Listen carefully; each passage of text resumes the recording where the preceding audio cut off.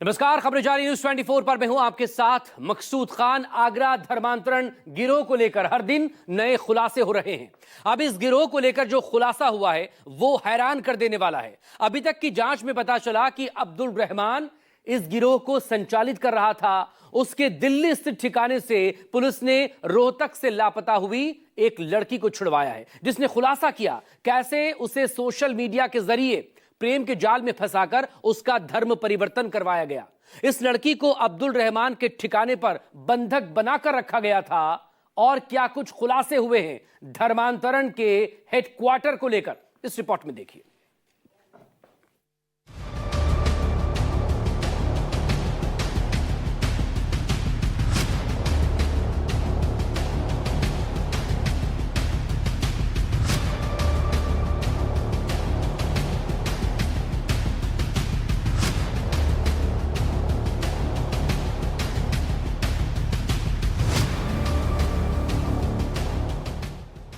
आगरा धर्मांतरण गैंग का दिल्ली में था हेडक्वार्टर।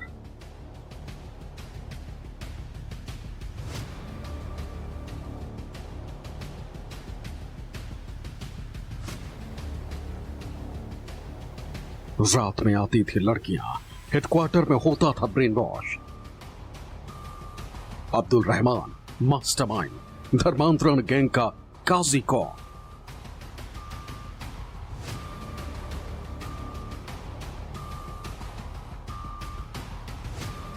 आगरा धर्मांतरण केस में बहुत बड़ा खुलासा हुआ है। अभी तक की जांच में पता चला है कि इस धर्मांतरण गैंग का मास्टरमाइंड अब्दुल रहमान नाम का यही शख्स था। इसे आगरा पुलिस ने दिल्ली के मुस्तफाबाद इलाके से गिरफ्तार किया। अब्दुल रहमान ने यहां 2 मंजिला इसी घर को धर्मांतरण का हेडक्वार्टर बनाया हुआ था। इसी घर से पुलिस ने रोहतक से लापता एक लड़की को छुड़ाया। लड़की 12 नवंबर 2024 से लापता थी, लेकिन लड़की ने जो खुलासा किया उसने सबको हैरत में डाल दिया। पता चला कि लड़की को जुनैद नाम के शख्स ने सोशल मीडिया के जरिए प्यार के जाल में फंसाया था। फिर दिल्ली बुलाया और अब्दुल रहमान के घर में उसका ब्रेन वॉश किया गया। प्रेम जाल में उन्होंने मुझे फंसा लिया था। उसके बाद यहाँ आके मेरा अब्दुल रहमान जी के घर लाके उन्होंने मेरा ब्रेन वॉश किया। उसके बाद मेरा धर्म परिवर्तन करवाया।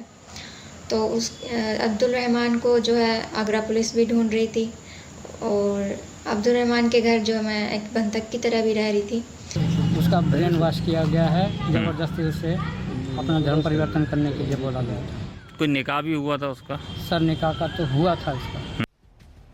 जांच में पता चला है कि राजस्थान से कोई काजी आया करता था जो अब्दुल रहमान के घर में धर्मांतरण के बाद इस्लाम कबूलने वाली लड़कियों का निकाह कराता था।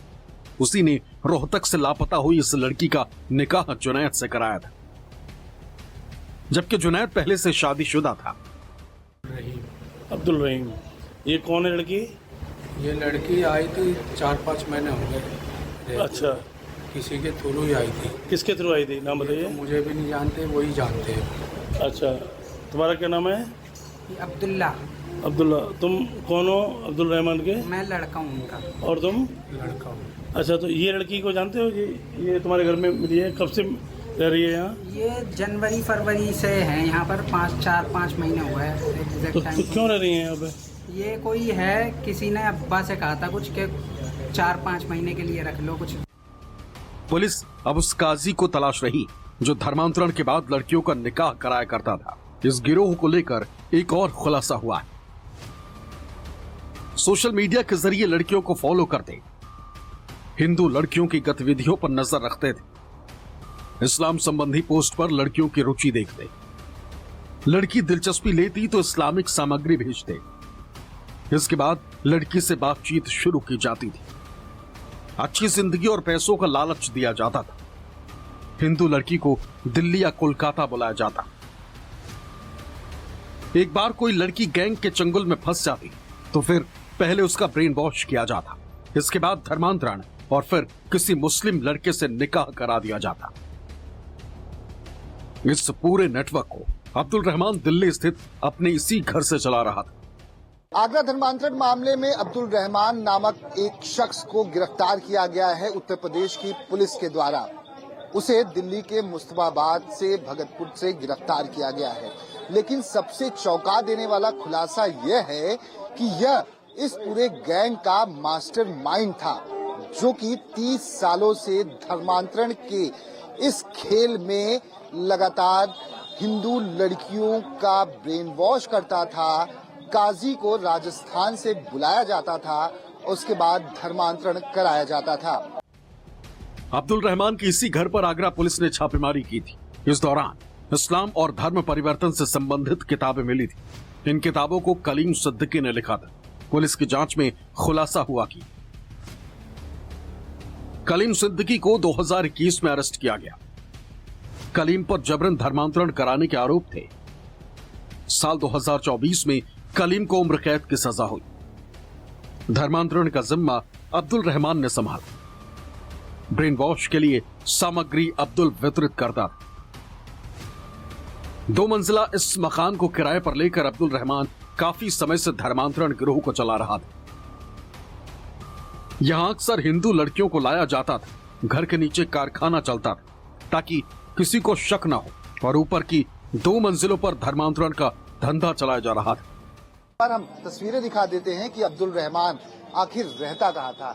ये है 2 मंजिला मकान, जो कि बताया जाता है कि यह किराए पर लिया गया था, और यहाँ पर दिन में कोई भी शख्स इस घर का जल्दी नजर नहीं आता था, लेकिन रात में यहाँ पर कुछ न कुछ ऐसे काम होते थे जो अपने आप में ही कई सवाल खड़े करते हैं। हालांकि एक लॉक लगा हुआ है सामने की तरफ। यहाँ पर बहुत सारे स्थानिक हैं जो काफी गुस्से में हैं। स्थानीय लोगों की माने तो दिन में ज्यादा गतिविधि नहीं होती, बल्कि रात में अक्सर लड़कियों को यहाँ लाया जाता था। किसी को शक ना हो इसलिए लड़कियां बुर्के में आती थी। हलचल कुछ नहीं होती थी। जैसे लड़कियां आ रही हैं, बुरखे में ही लड़कियां आती थी, बुरखे में ही रहती थी। बाहर बिना बुरखे के लड़कियां नहीं निकलती थी। जब भी निकलती हैं बुरखे में निकलती हैं।